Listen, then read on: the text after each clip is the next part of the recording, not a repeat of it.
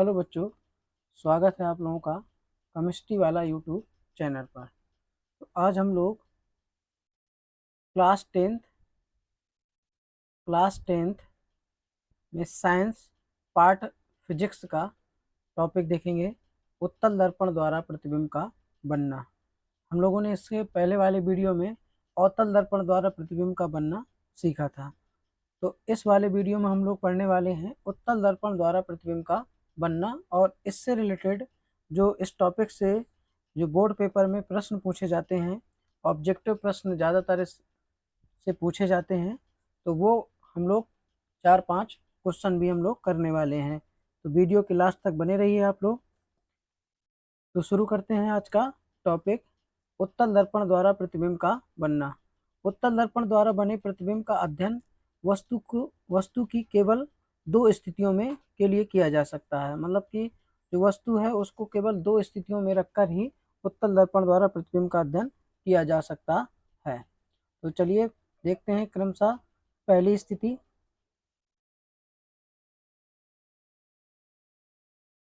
स्थिति, जब वस्तु आपकी कहाँ पर है, अनंत पर है। जब वस्तु को अनंत पर रखा जाएगा तो उत्तल दर्पण द्वारा प्रतिबिंब कहाँ पर बनेगा, कितने आकार का बनेगा और उसकी प्रकृति क्या होगी। तो ये तीनों पॉइंट आपको देखना है। तो ये चित्र से हम लोग, इस फिगर से हम लोग समझने की कोशिश करेंगे कि ये आपका एक उत्तल दर्पण लिया गया है और इसका ध्रुव ये P है। ये उत्तल दर्पण, इसका ध्रुव P और मुख्य फोकस F और वक्ता केंद्र C है। तो मुख्य अक्ष के समांतर चलने वाली प्रकाश की किरण, ये जो प्रकाश की किरण है ये अनंत से, वस्तु के अनंत पर जो वस्तु रखी है वहां से चल रही हैं और दर्पण से परावर्तित होकर मुख्य फोकस की ओर आती हुई प्रतीत हो रही हैं। तो ये किरणें कहाँ पर मिल रही हैं, दोनों मुख्य फोकस पर मिल रही हैं। तो इसका मतलब ये है कि वस्तु का जो प्रतिबिंब है वो कहाँ पर बनेगा, दर्पण के मुख्य फोकस पर बनेगा। उत्तल दर्पण के कहाँ पर बनेगा, मुख्य फोकस पर बनेगा वस्तु का प्रतिबिंब। आकार की अगर हम लोग बात करें तो ये वस्तु से अत्यंत छोटा होगा। इसका जो साइज है, आकार है, वो वस्तु से छोटा होगा और प्रकृति इसकी आभासी और सीधा हो जाएगा। ये क्या होगा, आभासी और सीधा। सीधा का मतलब ये हो गया कि ये मुख्य अक्ष के ऊपर की ओर बनेगा, इसीलिए कह रहा सीधा, और क्या होगा आपका, आभासी होगा। ठीक है। तो ये पहली स्थिति आपकी थी, जब वस्तु को कहाँ पर रखा जाएगा, अनंत पर रखा जाएगा। तो उत्तल दर्पण के अगर अनंत, उत्तल दर्पण के सामने वस्तु अनंत पर रखी है तो प्रतिबिंब कहाँ पर बनेगा आपका, दर्पण के मुख्य फोकस पर बनेगा। उसका आकार क्या होगा, आकार उसका अत्यंत छोटा होगा और प्रकृति क्या होगी, आभासी और सीधा हो जाएगा। तो चलिए चलते हैं अगली स्थिति की ओर।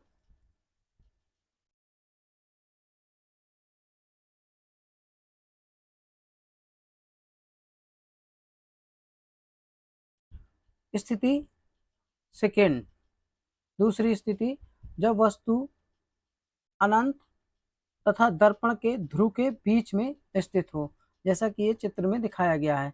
ये दर्पण का ध्रुव है P, इसको हम लोग कह सकते हैं, और यहाँ पर वस्तु ST, वस्तु को हमने नाम दे दिया है ST। दर्पण के ध्रुव और अनंत के बीच में अगर वस्तु स्थित है तो वस्तु के पॉइंट T से चलने वाली समांतर प्रकाश की किरण दर्पण से परावर्तित होकर मुख्य फोकस की ओर आती हुई प्रतीत होगी और दूसरी प्रकाश की किरण दर्पण के वक्ता केंद्र पर जाएगी, जो उसी माध्यम में वापस लौट जाएगी। तो ये दर्पण के वक्ता केंद्र पर आती हुई प्रतीत होगी। तो ये दोनों किरणें जहाँ पर काटेंगी वहीं पर इसका प्रतिबिंब बन जाएगा। इसका प्रतिबिंब कहाँ पर बना दिखाई दे रहा है आपको, ये प्रतिबिंब यहाँ पर बन रहा है, जो कि दर्पण के ध्रुव P और मुख्य फोकस F के बीच में है। तो दर्पण के ध्रुव, प्रतिबिंब कहाँ पर बनेगा, दर्पण के ध्रुव P और फोकस F के बीच में बनेगा। कब, जब वस्तु दर्पण के ध्रुव P और अनंत के बीच में स्थित होगी। आकार क्या होगा, वस्तु से छोटे आकार का होगा और प्रकृति क्या होगी, आभासी प्रकृति होगी। तो इसमें आपका जब वस्तु अनंत और दर्पण के ध्रुव के बीच में होगी तो प्रतिबिंब कहाँ पर बनेगा, फोकस और ध्रुव के बीच में बनेगा। आकार क्या होगा, वस्तु से छोटे आकार का होगा और प्रकृति क्या होगी, सीधा और आभासी हो जाएगा। तो अब हम लोग चलते हैं अगले टॉपिक की ओर। इसमें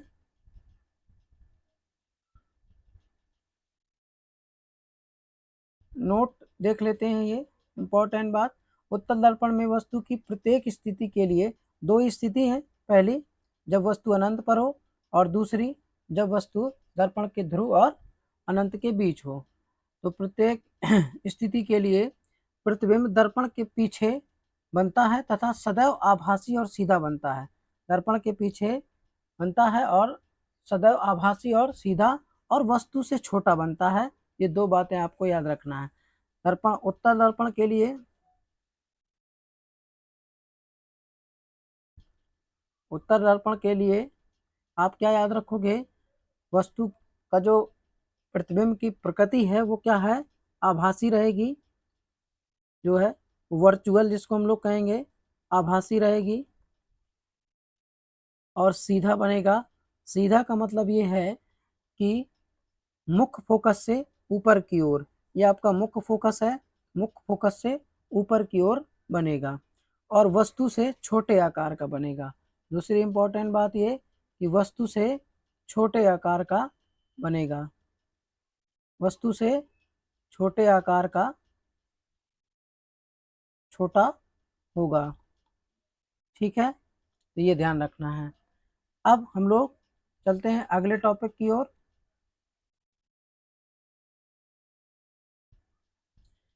उत्तल दर्पण के उपयोग। देखिए, कभी कभार यहाँ से भी क्वेश्चन पूछ लेता है, उत्तल दर्पण के उपयोग क्या है।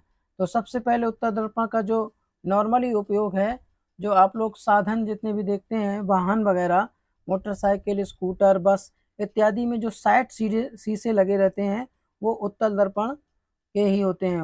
उनका उनमें साइड शीशों में उत्तल दर्पण का ही उपयोग किया जाता है, ताकि प्रतिबिंब हमको क्या कैसा दिखाई दे? सीधा, स्पष्ट दिखाई दे।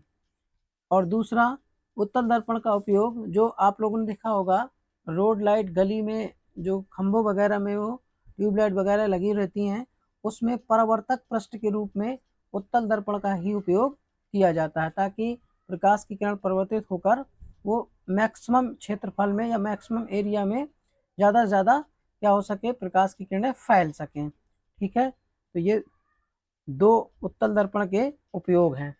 चलते हैं अगले टॉपिक की ओर।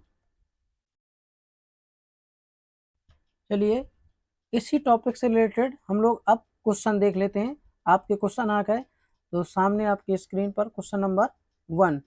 उत्तल दर्पण द्वारा अनंत पर स्थित वस्तु का प्रतिबिंब होता है। देखिए, ये सारे के सारे क्वेश्चन आपके बोर्ड पेपर में पूछे जा चुके हैं, और इसी टाइप के इन टॉपिकों से, जहाँ वो आपका अवतल दर्पण हो, अवतल दर्पण हो और आपका उत्तल दर्पण हो, इसी प्रकार के क्वेश्चन पूछे जाते हैं। अभी आपको लेंस में भी, लेंस से भी इसी टॉपिक के क्वेश्चन आ सकते हैं। ये चारों टॉपिक आपको 1 नंबर जरूर दिलाएंगे, इसमें आप लोगों को ये पढ़ लेना है, और इसी टाइप से क्वेश्चन आप जितना आप क्वेश्चन करोगे उतना ही याद रहेगा। तो उत्तल दर्पण द्वारा अनंत पर स्थित वस्तु का प्रतिबिंब होता है। तो वास्तविक तथा बड़ा, तो ये तो सबसे पहली बात, उत्तल दर्पण में नोट जो मैंने आपको बताया था उसको याद रखना है कि आभासी प्रतिबिंब बनता है और सीधा बनता है। कैसा बनता है? सीधा बनता है। आभासी और सीधा बनता है, तो ये आपका ऑप्शन गलत है। आभासी तथा छोटा, तो देखिए, अब वस्तु से क्या रहता है? छोटा रहता है। हमेशा क्या रहता है? वस्तु से छोटा होता है प्रतिबिंब, वस्तु से छोटा बनता है। ये दोनों बातें आपको बताई गई थी कि प्रतिबिंब कैसा बनेगा उत्तल दर्पण में, वस्तु से छोटा और आभासी और सीधा बनेगा। तो ये वाला ऑप्शन आपका नीचे सी नंबर, आभासी तथा बड़ा, ये भी नहीं हो सकता, वास्तविक तथा छोटा ये भी नहीं, तो ऑप्शन बी आपका सही हो जाएगा। इसका आंसर क्या हो जाएगा? राइट आंसर ऑप्शन बी, आभासी तथा छोटा। ठीक है, तो चलते हैं अगले क्वेश्चन की ओर। तो उत्तल दर्पण से बने प्रतिबिंब की प्रकृति होती है। तो उत्तल दर्पण से आपको पता है कौन किस प्रकार का प्रतिबिंब बनता है। वास्तविक तो कभी नहीं बनता, आभासी तथा सीधा, आभासी तथा सीधा हमेशा प्रतिबिंब बनता है, उल्टा नहीं बनता, इसमें उल्टा है इसलिए गलत हो जाएगा। वास्तविक तथा उल्टा ये भी नहीं है आपका। तो आभासी तथा सीधा, जो कि अभी मैंने ऊपर वाले क्वेश्चन पे आपको बताया है, बार बार मैं यही आपको बता रहा हूँ। ठीक है, क्वेश्चन नंबर तीसरा देख लेते हैं। ये सेम क्वेश्चन है, एक ही टाइप का है इसमें। अनंत एवं उत्तल दर्पण के ध्रुव P के बीच रखी वस्तु का प्रतिबिंब कहाँ पर और किस प्रकृति का होता है। ये क्वेश्चन अच्छा है और बोर्ड में मैंने पहले बताया, जितने भी क्वेश्चन मैंने लिए हैं वो सारे के सारे क्वेश्चन आपके बोर्ड में आ चुके हैं। तो एक बार मैं फिर से बता दूं कि क्वेश्चन अनंत और उत्तल दर्पण के ध्रुव P के बीच में रखी वस्तु का प्रतिबिंब कहाँ पर और किस प्रकृति का होता है। तो सबसे पहले आपको जो सेकेंड पोजीशन है वो ये है आपकी। दो ही पोजीशन होती है उत्तल दर्पण में, एक आपका वस्तु जब अनंत पर बनी हो, कहाँ पर हो, अनंत पर हो, और दूसरी जब ध्रुव और अनंत के बीच में हो। तो दर्पण के पीछे P और F के बीच आभासी एवं, ये सीधा है आपका, सीधा लिखा है, सीधा है, यहाँ पर देख लीजिएगा। दर्पण के पीछे P एवं F के बीच आभासी एवं उल्टा। देखिए यहाँ तक तो ये सही है कि दर्पण के ध्रुव P और F के बीच, लेकिन आभासी और उल्टा ये प्रकृति इसकी गलत है। दर्पण के सामने वास्तविक एवं सीधा, ये तो बिल्कुल गलत है। दर्पण के सामने आभासी एवं सीधा, यहाँ फोकस है, मतलब ये फोकस पर तो बनता ही नहीं है। ठीक है, तो ऑप्शन नंबर ए आपका सही हो जाएगा। दर्पण के पीछे P एवं F के बीच में, P का मतलब यहाँ पर ध्रुव है और F का मतलब मुख्य फोकस है। ठीक है, तो यहाँ जो एक दिया है F बराबर फोकस है, ये है सेंस इसका, जहाँ आपका जो F है वो फोकस से है। ठीक है, तो P एवं F के बीच और आभासी एवं सीधा, तो ऑप्शन नंबर आपका ए सही हो जाएगा। ठीक है, चलते हैं हम लोग अगले प्रश्न की ओर। 4 कह रहा है किसी दर्पण के सामने, क्वेश्चन नंबर 4 को हम लोग देखेंगे। किसी दर्पण के सामने किसी वस्तु को रखने पर उसका प्रतिबिंब वास्तविक, उल्टा व आकार में कुछ छोटा बनेगा। वस्तु सही हो जाएगा। इनमें से किसी भी आपके दर्पण में वास्तविक, उल्टा व आकार में कुछ छोटा नहीं बनेगा। देखिए वास्तविक और उल्टा तो बनेगा, जो साइज है वो छोटा नहीं होगा, कुछ छोटा नहीं होगा, ये ध्यान रखना है। ये तो किसी वस्तु का,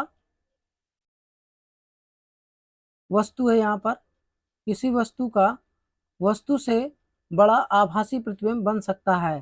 किसी वस्तु का वस्तु से बड़ा आभासी प्रतिबिंब बन सकता है। आभासी वस्तु से बड़ा आभासी प्रतिबिंब बन सकता है। तो उत्तल दर्पण में, अवतल दर्पण में, समतल दर्पण में, तो ये आप लोग इसमें देखेंगे कि आपका किसी वस्तु का आभासी वस्तु से बड़ा, देखिए सबसे पहले आभासी तो हो सकता है, लेकिन वस्तु से बड़ा प्रतिबिंब उत्तल दर्पण में नहीं हो सकता, तो ये आपका ऑप्शन गलत है। समतल दर्पण में भी ऐसा नहीं होगा, तो ये आपका अवतल दर्पण आपका सही हो जाएगा। क्योंकि अवतल दर्पण की जो सेकेंड पोजीशन है, जब हम लोग क्या करते हैं, वस्तु को फोकस F और ध्रुव P के मध्य रखते हैं, तो दर्पण के दूसरी ओर, दर्पण के दूसरी ओर, जैसे यहाँ आपका फोकस F है और ये दर्पण का ध्रुव है, तो जब वस्तु को यहाँ पर रखेंगे तो दर्पण के दूसरी ओर प्रतिबिंब बन जाएगा यहाँ पर। ठीक है, तो ये वस्तु से बड़ा, आभासी और सीधा बनता है। एक ही स्थिति में अवतल दर्पण के जो क्या बनता है, प्रतिबिंब आभासी बनता है, केवल वो यही स्थिति है। तो चलिए चलते हैं क्वेश्चन नंबर 6वां। एक दर्पण के सामने रखी वस्तु का प्रतिबिंब आभासी, एक दर्पण के सामने रखी वस्तु का प्रतिबिंब आभासी, सीधा व बड़ा बनता है। यह दर्पण कैसा होगा। तो अब देखिए आभासी बनता है, सीधा बनता है और बड़ा भी बनता है, तो यह भी आपका अवतल दर्पण हो जाएगा। कौन सा हो जाएगा, यह आपका अवतल दर्पण हो जाएगा। जो मैंने अभी अभी इस क्वेश्चन में स्थिति बताई, ये सेम स्थिति है, थोड़ा सा क्वेश्चन को घुमाया गया है बस, वो सेम ही क्वेश्चन है, एक ही टाइप के क्वेश्चन है। तो ये ध्यान रखना है। तो ये आपके कुछ, आज आप लोगों ने उत्तल दर्पण से प्रतिबिंब बनना